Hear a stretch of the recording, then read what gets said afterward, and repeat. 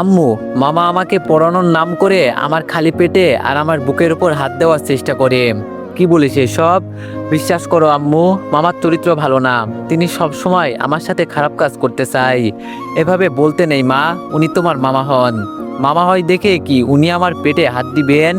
আর কেউ কি তার ভাগ্নিকে পড়ানোর নাম করে তার বুকের উপর হাত রাখবে? এমন মামা থাকার চেয়ে না থাকাই অনেক ভালো। মারে, এভাবে বলতে নেই, উনি তোর আপন মামা হয়। আমি জানি আমার ভাই কতটা ভালো। আর তুই সকাল সকাল এইসব কি শুরু করলি? তুমি আমার কথা বিশ্বাস করো না কেন? যেই দিন তোমার মেয়ের ইজ্জত তোমার ভাইয়ের হাতে চলে যাবে, সেই দিন বুঝবে। আমি আজকে আমার বাবাকে সবকিছু বলে দিব। মামাকে আমাদের বাসা থেকে বিদায় করো, নইলে আমাকেই বরং এই বাসা থেকে বের করে দাও। কিছু হলেও ইজ্জতটা তো বাঁচবে আমার। ঠাস ঠাস করে তানিয়ার গালে ওর মা দুইটা চড় দিয়ে বলল, চিচি, তোর লজ্জা করে না এইসব কথা বলতে? তোর মামা এখানে পড়ে আছে শুধু টাকার জন্য। সারাদিন কাজ করে রাতে তোরে পড়াই, আর তুই কিভাবে এইসব কথা বলতে পারলি? তানিয়া কান্না করতে করতে বলল, আমাকে বিশ্বাস করবে কেন তুমি? আমি তো তোমার মেয়ে না যে আমাকে তুমি বিশ্বাস করবে। তুমি তো তোমার আদরের ভাইকে বিশ্বাস করবে। যেই দিন আমি বিষ খেয়ে আত্মহত্যা করব, তখন তুমি বুঝবে। এখন আমি শতবার বলার পরও বুঝবে না। তানিয়ার কথা শুনে ওর মা একটু ভয় পেয়ে গেল। মেয়েকে হাত ধরে সোফায় বসিয়ে বলল, তোর কি হয়েছে মা? সবকিছু আমাকে খুলে বল। আর সবকিছু কি সত্যি সত্যি হয়েছে নাকি? তানিয়া কান্না করতে করতে বলল, আম্মু, তবে কি আমি তোমাকে মিথ্যা কথা বলছি? তানিয়ার আম্মু বলল, আচ্ছা মা, শুরু থেকে বল কি হয়েছে। তানিয়া বলল, আজকে রাতে পড়ার সময় মামা আমাকে খুব সুন্দর করে পড়ায়। শেষে যখন আমার পড়া শেষ, তখন আমার খালি পেটে মামা হাত রেখে বলে, জানো তানিয়া, তোমার পেটটা দেখতে সেই সুন্দর। মেয়েদের সবচেয়ে আকর্ষণীয় জায়গা হচ্ছে এই খালি পেট। এইসব বলে আমার পেটের উপর হাত দেয়। আর যখন উপরে হাত নিতে চাই, তখন আমি দৌড়ে পালিয়ে এসেছি। আমি কি এখন এসব বুঝি না বলো? আমি কি বোকা মেয়ে? আমি এখন ক্লাস 10-এ পড়ি। আমার একটা মান সম্মান আছে আম্মু। তুমি জিজ্ঞাসা করবে মামা আমার সাথে কেন এসব করে? তানিয়া ওর মাকে জড়িয়ে ধরে কান্না করে এসব বলছে। তানিয়ার মা এক হাত দিয়ে জড়িয়ে ধরে বলল, কান্না করিস না মা, আমি সবকিছু দেখছি। সাবধান, তুই তোর বাবার কাছে এইসব কথা ভুলেও বলবি না, ঠিক আছে? তানিয়া বলল, কেন বলবো না? বাবা আমাকে অনেক ভালোবাসে। বাবাকে বললে এর একটা সমাধান করবে। তানিয়ার আম্মু বলল, আমি বলছি তো, আমি সবকিছু দেখে নিব। তোর বাবাকে কিছু বলতে হবে না। এই মুহূর্তে দরজা ঢেলে তানিয়ার বাবা ভিতরে ঢুকলো। তানিয়ার বাবা তানিয়াকে কান্না করতে দেখে বলল, আমার মেয়ের কি হয়েছে যার কারণে এভাবে কান্না করছে? তানিয়া চোখের পানি মুছে বলল, আম্মুকে বলছি ফুচকা খাবো, আম্মু ফুচকা এনে দেয় নাই, তাই উল্টো আমাকে মেরেছে, এজন্য কান্না করছি। আমি তানিয়া আর আমার আপুর কথাগুলো দরজার আড়াল থেকে এতক্ষণ শুনতেছিলাম। আমি ওয়াশরুম থেকে যখন বের হয়ে বাইরে যাব, তখন আমার কানে এইসব কথাগুলো ভেসে আসে। আমি ভাবতেও পারি নাই আমার ভাগ্নি আমার সম্পর্কে এইসব কথা বলবে। কিভাবে ও এটা বলতে পারলো? চিচি, কি বলে? আমি নাকি পড়ানোর নাম করে ওর পেটে হাত দেওয়ার চেষ্টা করি। এইসব কথা শুনতেই আমার ঘৃণা হচ্ছে। তানিয়া কিভাবে এইসব কথা বলতে পারলো? ও হ্যাঁ, মনে পড়েছে, ও আমার উপর প্রতিশোধ নেওয়ার জন্য এইসব করছে। তাহলে হয়েছে কি, কালকে বিকালে দুলাভাইয়ের সাথে কাজ শেষ করে বাসায় ফিরছি। তানিয়ার রুমের পাশ দিয়ে যেতেই কেমন যেন অদ্ভুত ধরনের কিছু আওয়াজ ভেসে আসলো। ভিতর থেকে এমন মনে হচ্ছিল যেন কোনো মেয়ে কোনো কিছুর কারণে চিৎকার করছে। আর আমার ধারণা মতে শারীরিক কোনো সম্পর্ক যখন হয়, তখন এই ধরনের আওয়াজ মূলত ভেসে আসে। আর সকাল থেকে নাকি আপু বাসায় নেই, তানিয়া একা একা বাসায়। এজন্য আমার একটু সন্দেহ হলো। আমি চুপচাপ দরজা খুলে তানিয়ার রুমে ঢুকে গেলাম। আর ভিতরে গিয়ে দেখি তানিয়া বসে বসে কম্পিউটারে ভিডিও দেখছে। হঠাৎ করে তানিয়া পিছনে তাকিয়ে আমাকে দেখে বোকা হয়ে যায়। ও তাড়াতাড়ি কম্পিউটার বন্ধ করে দাঁড়িয়ে পড়ে। কিছুক্ষণ পর তানিয়া কান্না করতে করতে বলল, মামা, আমি তোমার পায়ে পড়ে বলছি, তুমি আমার আম্মুকে কিছু বলবে না প্লিজ। আমি তানিয়ার গালে ঠাস ঠাস করে দুইটা চড় দিয়ে বললাম, ছিছি, তুই এইসব নোংরা ভিডিও দেখিস? জানিস আপু এসব জানতে পারলে তোর কি অবস্থা হবে? তানিয়া আমার পায়ের কাছে পড়ে আমাকে বলল, ভুল হয়ে গেছে মামা, আমি আর এইসব দেখবো না। আমি আমার আম্মুর কসম খেয়ে বলছি, আমি আর এইসব দেখবো না। আমাকে তুমি মাফ করে দাও প্লিজ, তুমি আম্মুকে কিছু বলবে না, ভুল হয়ে গেছে আমার। আমি তানিয়াকে তুলে ওর চেয়ারে বসিয়ে ওর চোখের পানি মুছে বললাম, এইসব দেখলে তোর কি কোনো লাভ হবে বল? বরং তোর আরও বেশি ক্ষতি হবে।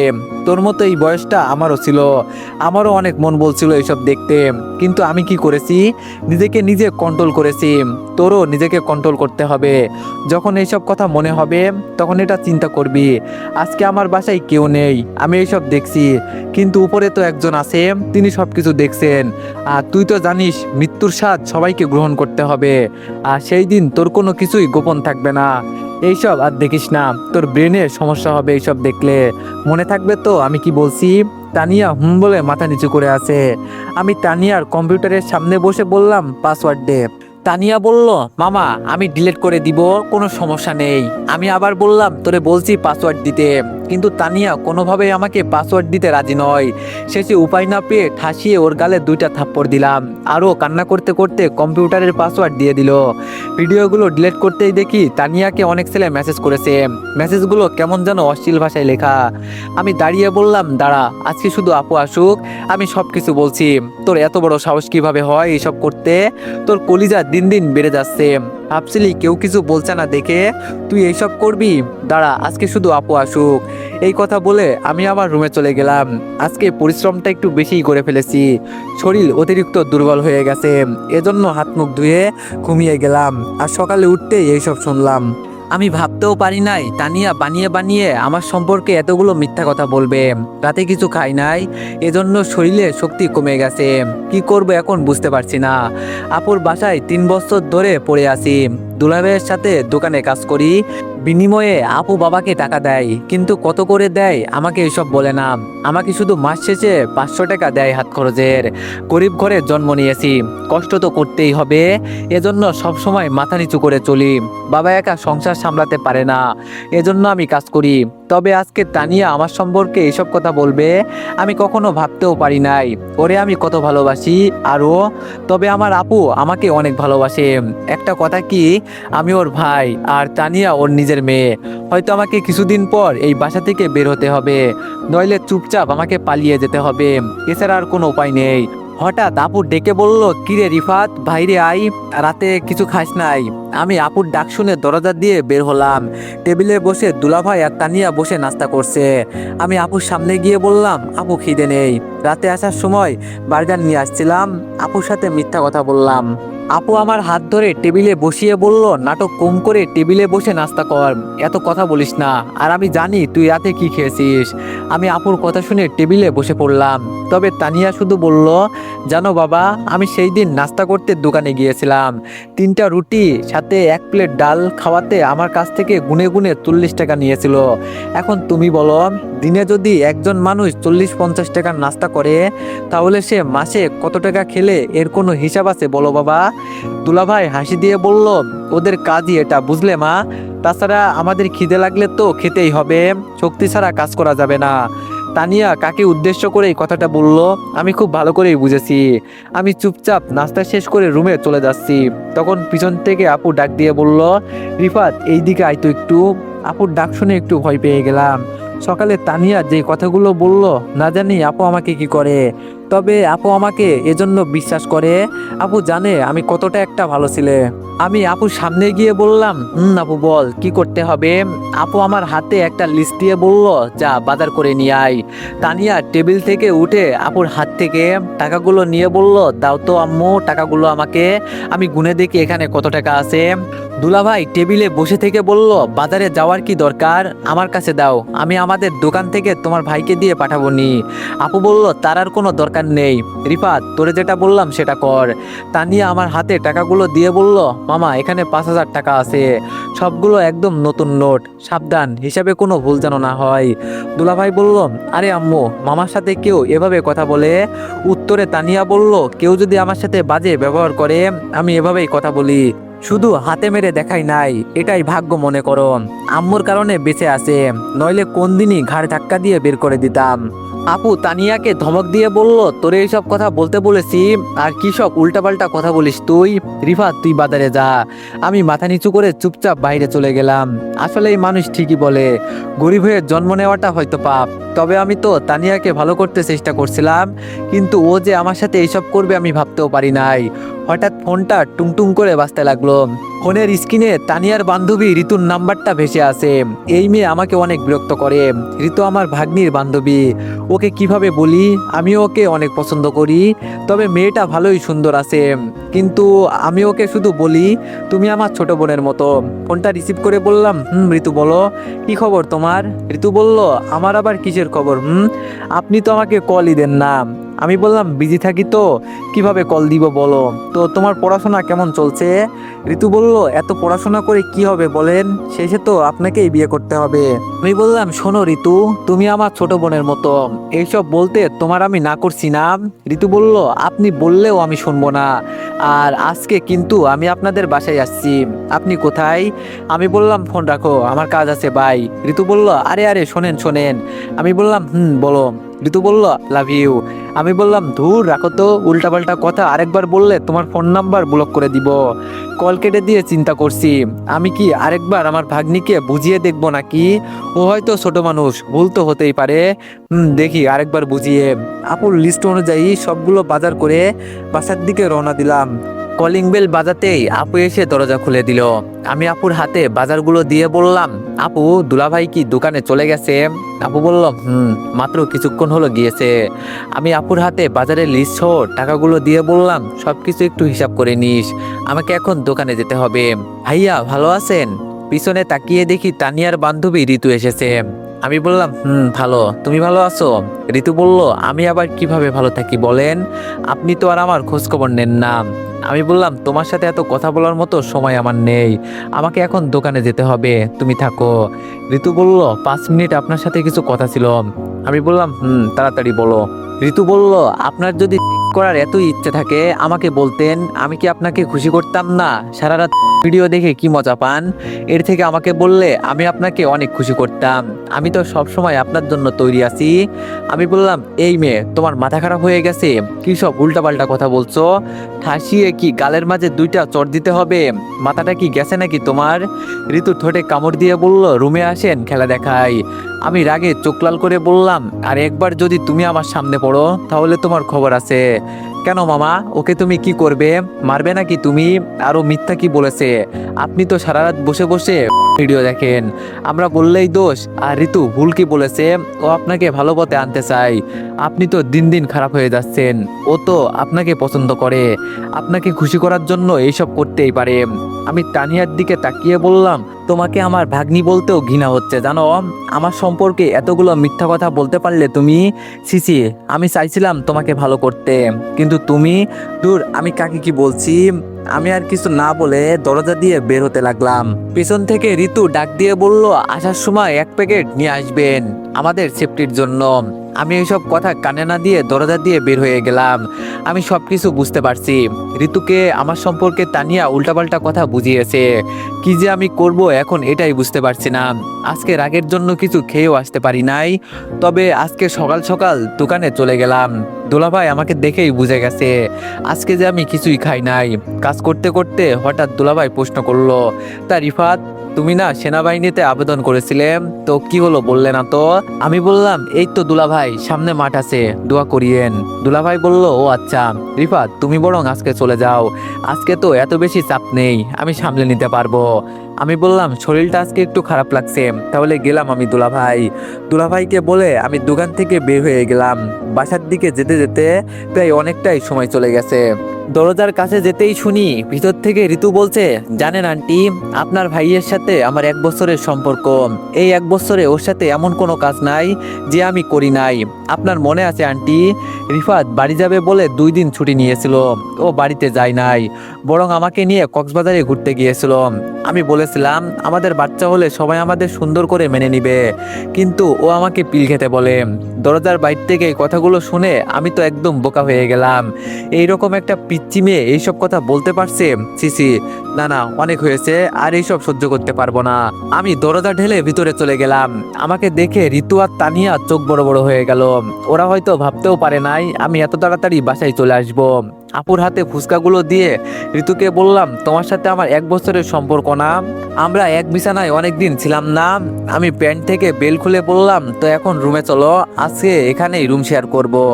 ঋতুর হাত ধরে বললাম, চলো। আপু আমাকে চর দিয়ে বলল, চিচি রিফাত, এটা কোন ধরনের বিয়াদবি? আমি আপুকে বললাম, তুই চুপ থাক, আমিও আজকে দেখতে চাই এই মেয়ের কত বড় কলিজা হয়েছে যে আমার সাথে বাজে কাজ করতে চাই। আমার কথা শুনে ঋতু কান্না করতে লাগলো। এবার আমি ঋতুর হাত ছেড়ে দিয়ে বললাম, আমার সম্পর্কে এগুলো মিথ্যা বলার সাহস তোমাকে কে দিয়েছে? তোমার সাথে আমার 1 বছরের সম্পর্ক, কেন মিথ্যা কথা বললে? কি চাও তুমি আমার কাছে? এবার আপু বলল, ঋতু তাহলে এগুলো মিথ্যা কথা বলছো? আমি ঋতুকে ধমক দিয়ে বললাম, কি হলো বলো না কেন? তুমি সত্যি কথা বলছো নাকি মিথ্যা কথা বলছো?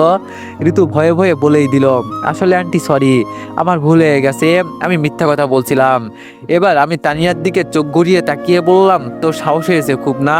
কিছু বলছি না দেখে তুই মাথায় উঠে নাচবি?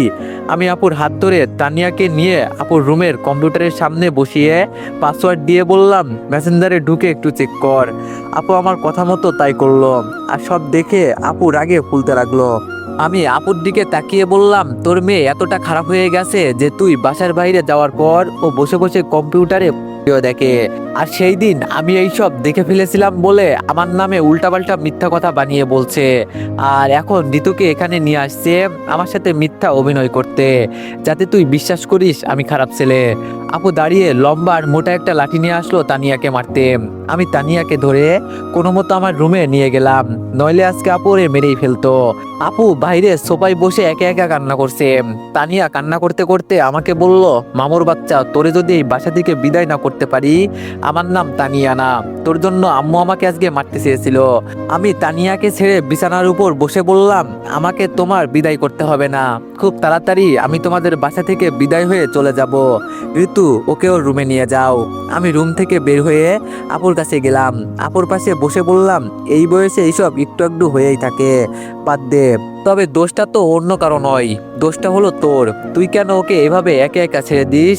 আজকে যদি ওর উপর একটু নজর রাখতি তাহলে আর এইসব হতো না। আমি তো তোরে সবসময় বলি, মেয়েটা হলো তোর, ওর ভালো মন্দ দেখার দায়িত্ব তোর, কিন্তু তুই তো আর আমার কথা শুনিস না। হঠাৎ ঋতু তানিয়াকে নিয়ে এসে আপুকে বলল, আন্টি আমি বরং তানিয়াকে আমার সাথে নিয়ে যাই। আমি ঋতুর দিকে তাকিয়ে বললাম, এই মেয়ে তুমি কোথা থেকে এসেছো?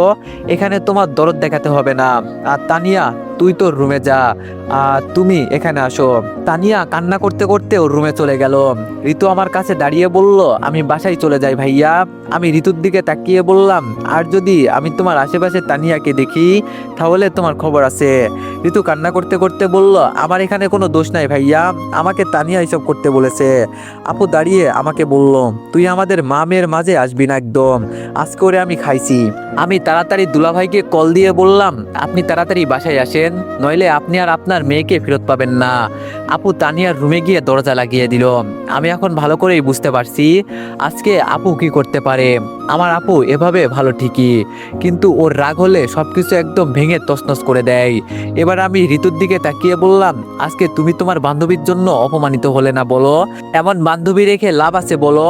ঋতু উল্টা রেগে গিয়ে বলল, ওই মিয়া, আপনি কোনো কথা বলবেন না, আপনার জন্য আজকে এইসব হয়েছে, আপনাকে আমার দেখার আছে। আমি বললাম, ও মা তাই নাকি? তা কি করবে, আমাকে মারবে নাকি আমাকে বিয়ে করবে? ঋতু বলল, আপনাকে তো আমি ছাড়বো না। আমি ঋতুর হাত ধরে নিচে বসিয়ে বললাম, এখানে তো কেউ নেই, আগের কথাগুলো কি সত্যি করে দিব নাকি? হঠাৎ দুলাভাই ভিতরে ঢুকে আমার কাছে এসে বলল, কি হয়েছে রিফাত? আমি বললাম, আগে আপনি আপনার মেয়েকে বাঁচান, গিয়ে দেখেন আপু হয়তো তানিয়াকে মারছে। দুলাভাই দৌড়ে রুমের কাছে ছুটে গেল। আমি এবার ঋতুর দিকে তাকিয়ে দাঁত কামড়ে বললাম, দোকান থেকে কি প্যাকেট নিয়ে আসবো নাকি? না, তার থেকে বরং চলো কক্সবাজারে যাই, ভালো আনন্দ করতে পারবো, কি বলো? ঋতু বলল, এটা কিন্তু আপনার এলাকা না, আমার সাথে পাঙ্গা নিবেন না, নইলে আপনার খুব খারাপ অবস্থা করে দিব। এখানকার চেয়ারম্যানের ছেলে কিন্তু আমার পিছনে ঘোরে। আমি বললাম, ওমা তাই নাকি? তোমার তাহলে এত পাওয়ার, আর আমি এটাই জানি না। আমি ঋতুর ঠোঁট ধরে আমার ঠোঁটে লাগিয়ে দিলাম, হালকা করে একটা কিস করলাম ওকে। কিছুক্ষণ পর ওকে ছেড়ে দিয়ে বললাম, আমি তোমার সাথে খারাপ কিছু করতে চাই নাই, কিন্তু তুমি আমাকে এমন কিছু করতে বাধ্য করলে, এখন যা পারো তাই করতে পারো, যাও। ঋতু কান্না করতে করতে বাইরে চলে গেল। মনে মনে বললাম, এই কাজটা কি আমি ঠিক করেছি? হয়তো না। হঠাৎ দেখি আমার ছোট বোন কল করেছে। আমি ফোনটা রিসিভ করতেই বললাম, আপু বলেন।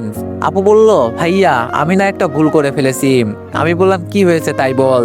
আপু বলল, আমি আজকে সকালে আম্মুর সাথে ঝগড়া করেছি, কিন্তু এখন আম্মু আমার সাথে কথা বলে না। আমি বললাম, কি নিয়ে ঝগড়া করলি? আপু বলল, আম্মু আমাকে বলে নাকি আমি বাবার মতো দেখতে কালো হয়েছি, আমাকে নাকি কোনো ছেলেই বিয়ে করবে না। আমি আমার ছোট বোনের মায়ের কথা শুনে হাসতে হাসতে বললাম, এই নিয়ে তোর আম্মুর সাথে ঝগড়া করতে হয়, কি যে বলবো তোরে আমি। ভাই বলল, তুই আমাকে নিয়ে মজা করছিস ভাইয়া। আমি বললাম, আচ্ছা সরি সরি আপু, আর বলবো না, হয়েছে। মাই বলল, হয়েছে, এখন আমার আপুর কাছে দে তো, আপুর সাথে কথা আছে। আমি বললাম, আপু এখানে নাই, ভিতরে আছে, পরে কল দিবনি। ভাই বলল, আচ্ছা আর তুই আসবি কবে? আমি বললাম, এই হয়তো সবকিছু ছেড়ে চলে আসতে হবে, মনে হয় এখানে বেশি দিন চাকরি করা যাবে না। ভাই বলল, ভাইয়া আম্মু আর বাবা মিলে মাঝে মধ্যে দেখি তোর বিয়ে নিয়ে আলোচনা করে। আমি বললাম, এত তাড়াতাড়ি বিয়ে করে আমি কি করব? ভাই বলল, এত তাড়াতাড়ি বিয়ে হচ্ছে বড় কথা এটা না, বড় কথা হলো আমাদের চাচাতো বোন আছে না, যে একবার ওই ছেলের সাথে ধরা খেয়ে বিদেশে চলে গেছে, শুনছি তার সাথেই নাকি তোর বিয়ে দিবে বলেছে। আমি বললাম, কি? সিসি, বাবা মা বললেই আমি কি ওই মেয়েকে বিয়ে করব বলে তোর মনে হয়? হঠাৎ দেখি দুলাভাই তানিয়াকে নিয়ে রুম থেকে বের হলো। তো এভরিওয়ান, নিউ গল্প কেমন হয়েছে সবাই একটু কমেন্টে জানাবেন। আর যদি গল্পটি ভালো লেগে থাকে তাইলে এই গল্পের নেক্সট পার্টের জন্য সবাই একটু বেশি বেশি লাইক আর কমেন্ট করে দিয়েন। ধন্যবাদ।